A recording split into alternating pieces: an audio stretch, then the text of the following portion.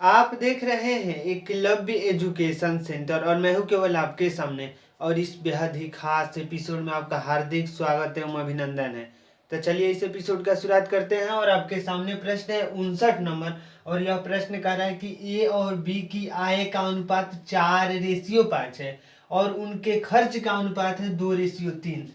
और यदि ए और बी क्रमशः 7200 और 6000 की बचत करते हैं तब ए की आय क्या होगी। यानी यह बहुत ही महत्वपूर्ण प्रश्न है। जब इस तरह से प्रश्न आएंगे तो हम आसानी से कर सकते हैं और बेहद ही कम समय में भी कर सकते हैं। जैसे ए और बी की आय का अनुपात दिया है 4:5, यानी हम यहाँ पर सबसे पहले आय लिखेंगे क्योंकि आय का अनुपात हमें मालूम है, तो 4:5 दे दिया है। और इनके खर्च का अनुपात जो है, यानी उनके खर्च का जो अनुपात है 2:3 है। यानी जो खर्च का अनुपात है 2:3 है। यहाँ तक आप समझ पा रहे होंगे। आगे कह रहा है कि ए और बी क्रमशः 7200 और 6000 की बचत करते हैं। यानी ए करता है 7200 की बचत और बी करता है 6000 की बचत। तो हम बचत की जब बातें करते हैं, यानी बचत बराबर में जो 7200 का बचत कर रहा है ए, जबकि बी कर रहा है 6000 का बचत, यानी हम यहाँ पर माइनस लगा देंगे। क्योंकि आय और व्यय से जो मतलब जो आय हो रहा है उस व्यक्ति का, ए का जो आय हो रहा है उस आय से खर्च करने के बाद भी वह 7200 का जब बचत कर रहा है तो वो अपने आय में से कम कर रहा है। यानी अपने खर्च में से भी, यानी जो 7200 रुपया है उसको खर्च से भी बचा रहा है और आय में से भी कम कर रहा है। यानी इसी कारण से हम माइनस लगाएं, क्योंकि यह पूरी तरह से आय और व्यय के अलग से, मतलब आय और व्यय करने के बाद वह 7200 का बचत करा। यानी अगर अगर उसका आय 4x है यानी 4x है तो वो 4x में से 7200 का बचत कर दे रहा है। खर्च की अलग बात है, यानी 4x यानी अगर कुछ भी होगा, यानी 4 से जो भी गुणा हो जाएगा, तो यानी उस आय में से आपने 7200 का बचत करा है, जबकि खर्च उसका अलग है। तो इस तरह से हम माइनस का चिन्ह लगा चुके हैं। तो यहाँ पर जब हम गुणा कर देंगे यहाँ पर तो हो जाएगा 12, और 12 में से 2 बचेगा 10 और माइनस लग जाएगा। और यहाँ पर हम यूनिट लिख देंगे। यह यूनिट बराबर है 6 दूनी का 12, यानी -12,000। और यहाँ पर माइनस और यह माइनस माइनस प्लस हो गया, यानी प्लस लिख देंगे। और यहाँ पर 2 जीरो है तो 2 जीरो लगा देंगे। और 3 दूनी का 6 और 7 का 21, यानी 21,600 हो गया। तो इस तरह से जब यहाँ से घटाएंगे तो हो जाएगा 2 यूनिट, यानी 2 यूनिट बराबर में हो जाएगा। अगर 21,000 में से 21,600 में 12,000 को घटा देते हैं तो 9,600 बच जाएगा। क्योंकि 12 9 21 होता है और यहाँ पर 6 से है तो हम 6 से लिख चुके हैं। यानी हमें 2 यूनिट बराबर में मिल गया। 2 यूनिट में बराबर हो गया 9,600 का। तो 1 यूनिट की जब बातें करेंगे तो हो जाएगा, यहाँ पर जैसे ही करेंगे तो हो जाएगा 2 में जब 9 में 2 से भागा करेंगे तो 4 दूनी का 8 और 1 बचा 2 8 का 16, यानी 4800 हो गया। यानी 1 यूनिट में हमें मिल गया 4800। जबकि उसके आय पूछ रहा है, यानी एक की आय क्या होगी, तो एक यानी 1 यूनिट में 4800 है तो 4 यूनिट बराबर में हो जाएगा और 4 गुणे 4800, तो 4 गुणे 4800 लिख दे रहे हैं। और यहाँ पर जैसे ही 2 जीरो है तो 2 जीरो, 4 8 चौका 32 होता है तो 2 4 में 4 से 16, 16 2 18, यानी ना 16 और 3 19 हो जाएगा, क्योंकि 32 होता है। तो 8 में जब 4 से गुणा कर देंगे तो 32, 32 का 2 3 बच गया और 4 में 4 16, 16 3 19, यानी हो जाएगा 19,200 रुपया।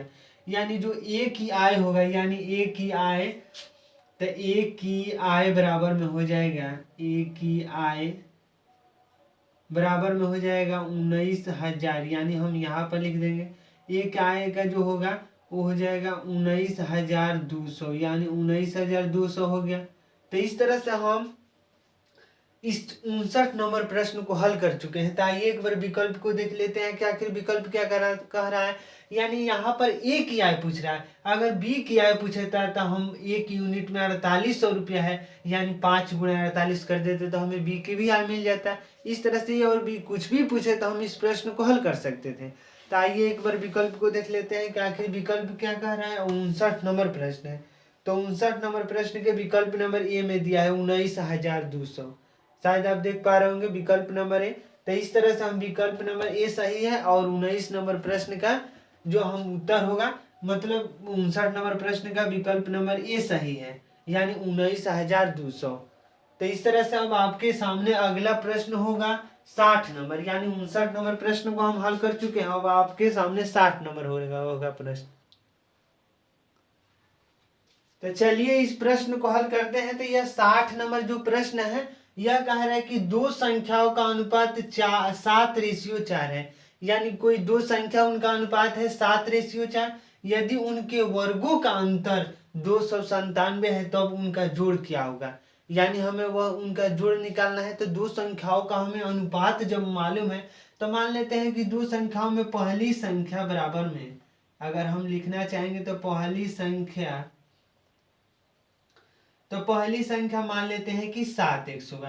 क्योंकि हमें एग्जैक्ट संख्या नहीं मालूम है, तो अनुपात में जैसे ही हम x से गुणा कर देते हैं तो हमें जो एग्जैक्ट संख्या वो मालूम चल जाएगी। तो इस तरह से हम पहली संख्या मान लेते हैं कि 7x है। जबकि जब दूसरी संख्या की जब कल्पना होगी तो दूसरी संख्या बराबर में हो जाएगा, दूसरी संख्या मान लेते हैं कि 4x होगा। क्योंकि x से एक, और जब अनुपात में एक ही अंक से गुणा होता है, यानी यहाँ पर अगर x की वैल्यू हम 2 लेते तो 2 से 7 में भी गुणा करना होगा और 2 से 4 में भी गुणा करना होगा। तो इसी तरह से मान लेते हैं कि वह x है, तो पहली संख्या 7x होगा, जबकि दूसरी संख्या निश्चित तौर पर 4x होगा। तो इस तरह से पहली संख्या 7x, दूसरी संख्या 4x लिख चुके हैं। अब कह रहे हैं कि यदि उनके वर्गों का अंतर 297 है, यानी इनके वर्गों का अंतर, यानी 7x² का होल स्क्वायर माइनस 4x का होल स्क्वायर का जो वैल्यू है 297 है। तो हम यहाँ पर 297 लिख चुके हैं। यानी दो कह रहा है कि उनके वर्गों का अंतर 297 है, यानी 7x का वर्ग करेंगे और माइनस कर देंगे 4x, यानी इनके वर्गों का अंतर 297 लिख चुके हैं। जब इसका वर्ग करेंगे तो हो जाएगा 49x² और माइनस हो जाएगा यहाँ पर 16x², और यह बराबर है 297 के। यानी यहाँ पर हो जाएगा, अगर हम घटाएंगे तो 33x² हो जाएगा। क्योंकि 49 में से जैसे ही 16 को घटा देंगे तो 33x², 33x² बराबर है 297 के।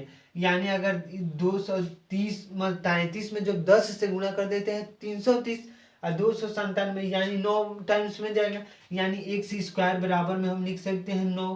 तो x की जब हम कल्पनाएं करेंगे, यानी x बराबर x² जब का वैल्यू है हमें 9 मालूम है, तो x बराबर निश्चित तौर पर 3 होगा। तो x की वैल्यू हमें मिल चुकी है। जब कह रहा है कि उनका जोड़ कितना होगा, यानी पहली संख्या की जब हम बातें करेंगे, यानी पहली संख्या होगा, पहली संख्या बराबर में लिख सकते हैं, पहली संख्या 7x है, यानी 7 गुणे 3, यानी 7x बराबर में हो जाएगा 7x मतलब 7 गुणे 3, हम डायरेक्ट करें 7 गुणे 3 बराबर में हो जाएगा 21। तो जो पहली संख्या हमें मालूम हो गई कि 21 है, यानी पहली संख्या 21 है, पहली संख्या बराबर में 21 है। जबकि जब दूसरी संख्या की बातें करेंगे, यानी दूसरी संख्या बराबर में हो जाएगा दूसरी संख्या, तो दूसरी संख्या को अगर है हम 4x, यानी 4 गुणे 3 हो जाएगा, यानी 4 गुणे 3 बराबर में हो जाएगा 12। अब कह रहा है कि इनके जोड़ कितना होगा, यानी पहली संख्या और दूसरी संख्या को जोड़ कर देंगे, यानी 21 + 12 बराबर में हो जाएगा 33। तो इस तरह से उन दोनों संख्याओं का जोड़ होगा 33 होगा। तो आइए एक बार विकल्प को देख लेते हैं कि आखिर विकल्प क्या कह रहा है। और प्रश्न की संख्या है 60 नंबर, यानी 60 नंबर प्रश्न है। तो 60 नंबर प्रश्न के विकल्प नंबर बी में दिया है 33, यानी विकल्प नंबर बी सही है। शायद आप देख पा रहे होंगे विकल्प नंबर बी 33। तो इस तरह से हम 60 नंबर प्रश्न को हल कर चुके हैं। तो अब आपके सामने जो प्रश्न होगा 61 नंबर, यानी 60 नंबर के बाद जो अगला प्रश्न आपके सामने जो दिखेगा 61 नंबर। तो चलिए इस प्रश्न को हल करते हैं। तो यह 61 नंबर प्रश्न कह रहा है कि 1 वर्ष पहले ए और बी की आयु का अनुपात 4:7 था, यानी 1 वर्ष पहले ए और बी का जो आयु का अनुपात है 4:7 था, और वर्तमान से 7 साल बाद उनकी आयु का अनुपात 9:7 होगा, यानी वर्तमान से 7 साल बाद उनके आयु का जो अनुपात हो जाएगा 9:7 हो जाएगा। तो बी की वर्तमान आयु क्या है, क्या होगी, यानी बी की वर्तमान में जो आयु क्या होगी हमें यह बताना है। जब इस तरह से प्रश्न होंगे तो सबसे पहले हम मान लेंगे कि 1 वर्ष पहले ए की आयु और बी की आयु का अनुपात 4:3 था, यानी ए की आयु बराबर में हम कह सकते हैं ए की आयु बराबर में हम कह सकते हैं मान लीजिए 1 से है, और वाई के बी की आयु बराबर में कह सकते हैं कि वाई है, यानी बी की आयु बराबर में कह सकते हैं वाई। तो इस तरह से ए और बी की हमें आयु मिल गई, यानी हम मान लेंगे कि ए की आयु 1 से, वर्तमान की यह बातें हो रही है, और बी की आयु है वाई, यानी 1 वर्ष पहले, यानी यहाँ पर हम लिखना चाहेंगे कि वर्तमान में, यानी वर्तमान में ए और बी की जो आयु है, वर्तमान में ए की आयु 1 है जबकि बी की आयु वाई है, यानी इस तरह से हम डाटा को बना चुके हैं। अब आगे कर रहा है कि 1 वर्ष पहले ए की और बी की आयु का अनुपात 4:3 था, यानी x में से, यानी वर्तमान x है तो हम x में से 1 वर्ष पहले की जो घटनाएं होंगी तो x-1, और y की 1 वर्ष पहले की जो बातें होंगी तो y-1, और बराबर है 4:3 के, यानी 4/3 लिख सकते हैं।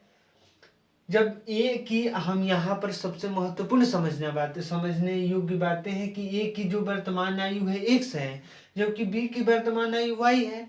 तो इस तरह से जब 1 वर्ष पहले की बातें होंगी, यानी x अगर वर्तमान है तो x-1 कर देंगे तो 1 साल पिछले की बातें हो जाएंगी, और y-1 कर देंगे तो b की आयु 1 वर्ष पहले की हो जाएंगे। तो इस तरह से x-1 बटा में y-1 बराबर में है 4/3 के। तो x की यहाँ पर जब 3x हो जाएगा -3 बराबर में हो जाएगा 4y-4, यानी 3x-4y बराबर में हो जाएगा यहाँ पर, जैसे ही यहाँ पर माइनस, यानी हो जाएगा 4y-4, तो इस तरह से यहाँ जाएगा तो प्लस, यानी -1 हो जाएगा। तो इस तरह से अगर लिखना चाहेंगे तो 4y-3x बराबर में 1 हो जाएगा। तो इस तरह से हमें एक पहला इक्वेशन मिल चुका है, यानी हम माइनस से गुणा कर देते हैं तो यह माइनस हो जाता है, यह प्लस, यह माइनस, तो यह माइनस माइनस प्लस हो गया, यानी हमें पहला इक्वेशन मिल चुका है। जब दूसरे इक्वेशन की हम कल्पनाएं करेंगे, यानी 7 साल बाद उनकी आयु का अनुपात 9:7 हो जा रहा है, यानी 7 साल बाद, यानी x + 7 और बाटा में y + 7 और बराबर में हो जाएगा 9:7।